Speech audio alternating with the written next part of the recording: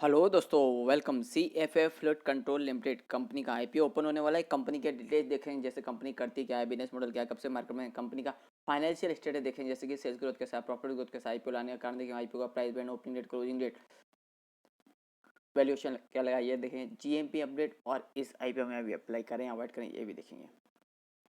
तो दोस्तों, जैसे मैंने आपको कंपनी का नाम बताया, C F F fluid control IPO, जो कि 30 मई को ओपन हो रहा है और 2 जून 2023 तक चलेगा। अभी कंपनी करती क्या है और कब से मार्केट में है। तो दोस्तों, कंपनी की स्थापना फेब 2012 में हुई।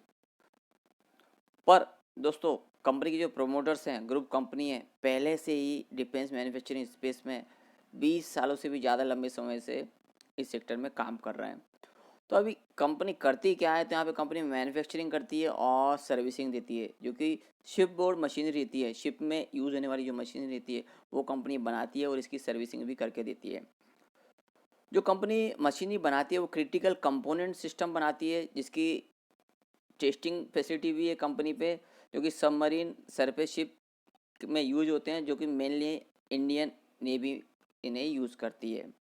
इसके अलावा कंपनी डिज़ाइन करती है, मैन्युफैक्चरिंग करती है, सर्विस देती है मैकेनिक इक्विपमेंट और सिस्टम की, जो कि मेनली न्यूक्लियर और क्लीन एनर्जी इंडस्ट्री में यूज होते हैं। और कंपनी की जो स्थापना हुई, मेनली खास तौर पे फोकस किया, जो कि रिक्वायरमेंट है इंडियन नेवी की, माइजगढ़ डाकयार्ड शिप बिल्डर्स लिमिटेड, इनको देखते हुए कंपनी की यहाँ पे स्थापना की गई। यहाँ पे कंपनी मैन्युफैक्चरिंग और सप्लाई करती है मैकेनिक इक्विपमेंट का, जो कि स्कॉर्पियन सबमरीन में भी कंपनी के जो मशीनें हैं यूज की गई हैं। और कंपनी का जो मैन्युफैक्चरिंग फैसिलिटी है खोपोली में स्थित है, जो कि 6000 स्क्वायर मीटर में फैला हुआ है। यहाँ पे कंपनी पे अच्छी खासी मशीनरी है, यहाँ पे टेस्टिंग फैसिलिटी भी है, और कंपनी यहाँ पे डिज़ाइन, मैन्युफैक्चरिंग और सर्विस तीनों फैसिलिटी यहाँ पे अवेलेबल है।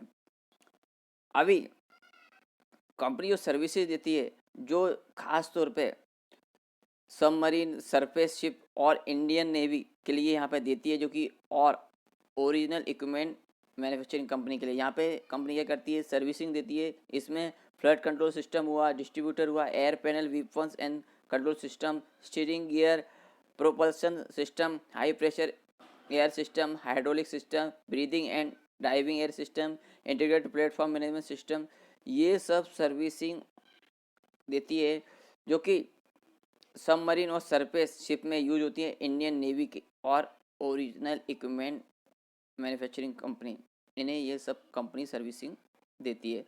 और कंपनी पे आईएसओ सर्टिफिकेट भी है और क्वालिटी मैनेजमेंट सिस्टम, ये सर्टिफिकेट भी अवेलेबल है। और इंडियन नेवी हुआ, एमडीएल और नवल ग्रुप फ्रांस, यहाँ पे भी कंपनी का सर्टिफिकेशन है, अप्रूवल है कि आप अपने प्रोडक्ट यहाँ पर सप्लाई कर सकती हैं। अभी जैसे कि मैंने आपको बोला, 30 मई को आईपीओ ओपन हुआ, 2 जून 2023 तक चलेगा। फेस वैल्यू 10 रुपये पर शेयर है और प्राइस 165 रुपये पर शेयर है। लॉट साइज 800 शेयर्स का है। टोटल इशू साइज 85.80 करोड़ का है, जो कि टोटल फ्रेश यानी पूरा पैसा कंपनी के ही ग्रोथ में उपयोग में लाया जाएगा। Issue type fix price issue है, लिस्टिंग बीएसई एसएमई होगा। और रिजर्वेशन, तो दोस्तों यहाँ पे एनआईआई कैटेगरी के लिए 50% का अलॉटमेंट और रिटेल कैटेगरी के लिए 50% का अलॉटमेंट रखा गया है। टेंटेटिव टाइम टेबल में 30 जून को आईपीओ ओपन, 2 जून तक चलेगा।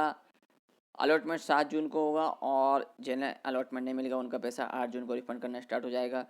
और जिन्हें अलॉटमेंट मिलेगा उनके डीमेट अकाउंट में शेयर 9 जून को क्रिएट होंगे, 12 जून को लिस्टिंग है। और दोस्तों, अभी यहाँ पे हम जैसे रिटेल इन्वेस्टर कितने अप्लाई कर सकते हैं दोस्तों, minimum 1 lot, maximum 1 lot. 1 lot में 800 शेयर्स, जिसके लिए 1,32,000 अमाउंट इन्वेस्टमेंट में लगेगा। और एचएनआई कैटेगरी में हम 2 लॉट अप्लाई कर सकते हैं, जिसमें 1,600 शेयर्स रहेंगे, 2,64,000 अमाउंट इन्वेस्टमेंट में लगेगा।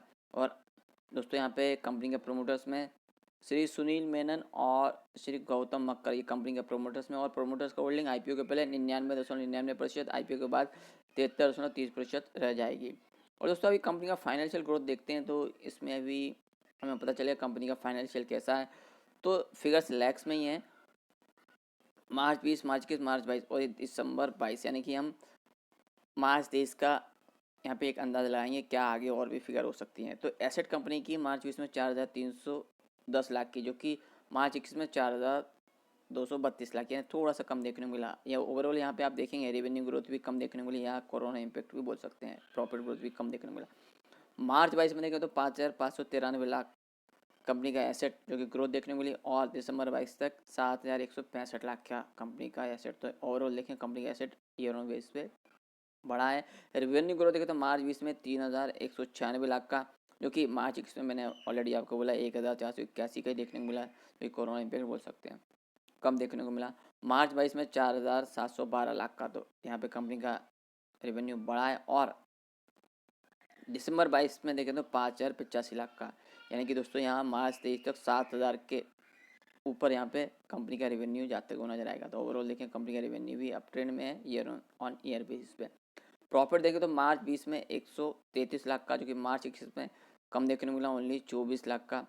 और मार्च 22 में देखें तो 779 लाख का कंपनी का प्रॉफिट आया। वहीं दिसंबर 22 में देखें तो 718 लाख का, यानी कि यहाँ पे 900 लाख के करीब कंपनी का प्रॉफिट जाते हुए नजर आएगा। तो प्रॉफिट भी देखें तो ईयर ऑन बेस पे अप ट्रेंड में। नेटवर्क देखें तो 679 लाख का, मार्च 20 में मार्च 21 में 703, मार्च 22 में 1,483, और दिसंबर 22 में 2,201 लाख का। तो नेटवर्थ भी कंपनी का बढ़ा है ईयर ऑन बेस पे। रिजर्व सरप्लस देखें तो 607 लाख के, मार्च 20 से मार्च 21 में 632, मार्च 22 में 1,411, और दिसंबर 22 में 773 लाख के। थोड़ा सा यहाँ पे कम देखने में रिजर्व सरप्लस। ओवरऑल देखें तो रिजर्व सरप्लस भी बढ़ रहा है कंपनी। कर्ज देखें तो कंपनी पे कर्ज भी बढ़ रहा है दोस्तों। एक चिंता की विषय है कि ये कर्ज बढ़ रहा है।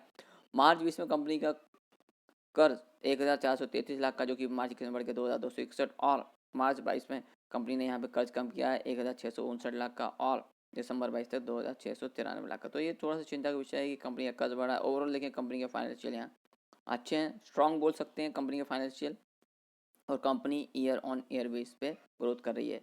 बस कर्ज कंपनी का बढ़ा है, उसके वजह से कंपनी के फाइनेंशियल थोड़े से डाउन हो जाते हैं। और जहाँ पे देख सकते हैं दोस्तों पी रेशियो भी दिया है 30.22 का, मार्केट कैप 321.32 करोड़ का है, आर ओ ई 0.52, आर ओ सी 0.31, डेट इक्विटी 1.22, और E P S 5.40, return on network 52.56% का है। और दोस्तों आई पी ओ लाने का रीज़न, तो कंपनी को फंडिंग चाहिए, वर्किंग कैपिटल रिक्वायरमेंट है कंपनी को, और कंपनी पे जो लोन है, अच्छा खासा कर्ज है, उसको कंपनी चुकाना चाहती है। तो ये अच्छी बात है कि कंपनी का जो एक माइनस पॉइंट है वो निकल जाएगा, तो कंपनी का जो इंटरेस्ट है वो बचेगा, तो कंपनी का प्रॉफिट और भी बढ़ते हुए नजर आएगा। और कंपनी परचेस करना चाहती है मशीनरी और इक्विपमेंट, तो यानी कंपनी यहाँ अपना बिजनेस और ग्रोथ करेगी, यहाँ पे रेवेन्यू ग्रोथ और अप ट्रेंड में जाते हुए नजर आएगा। और नवीन जो टेक्नोलॉजी है वो भी कंपनी एक्वायर करने वाली है, तो यहाँ टॉन वायर एंटीना ये लाने वाली है जनरल कॉर्पोरेट पर्पस। तो ओवरऑल कंपनी के यहाँ पे आईपीओ लाने के रीज़न अच्छे हैं। यहाँ पे लोन कम करेगी, नया मशीनरी देगी, और टेक्नोलॉजी लेगी, तो यहाँ पे कंपनी के आगे और भी ग्रोथ नज़र आएगी।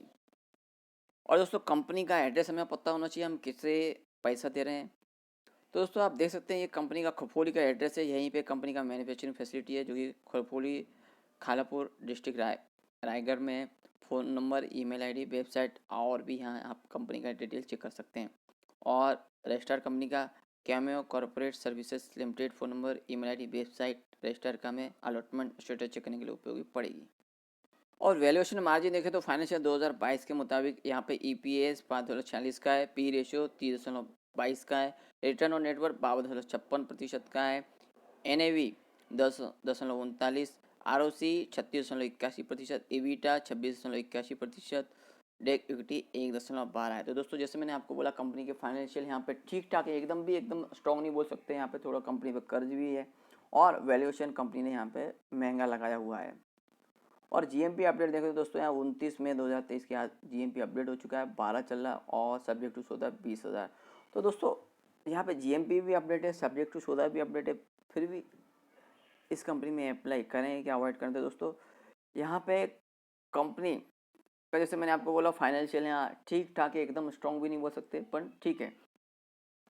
और कंपनी जो वैल्यूएशन वो महंगा लगाया हुआ है, यानी कि अभी आप कंपनी के आईपीओ में आप अप्लाई करेंगे तो हो सकता है आपको, हो सकता नहीं होगा ही, आपको ये शेयर और कम में भी मिलेगा आगे चल के लिस्टिंग के बाद। और जिस सेक्टर से कंपनी बिलोंग करती है दोस्तों, यहाँ पे आप जितनी भी कंपनी देखेंगे उन्होंने इतना कोई खास रिटर्न दिए नहीं है अपने शेयर होल्डर्स को। हालांकि कंपनी का बिजनेस अच्छा है, कंपनी और आगे तरक्की करेगी और भी ग्रोथ देखने को मिलेगी कंपनी के बिजनेस में, पर फिलहाल आप इस कंपनी में लिस्टिंग गेन की अपेक्षा ना करें और ना ही लॉन्ग टर्म व्यू से आप इसमें कुछ ज़्यादा गेन मिल पाएगा आपको। फिलहाल आप इस आईपीओ में अप्लाई करना अवॉइड करें। तो दोस्तों और भी आईपीओ आ रहे हैं और भी अपडेट आते रहेंगे। अपडेट के लिए please like share subscribe channel.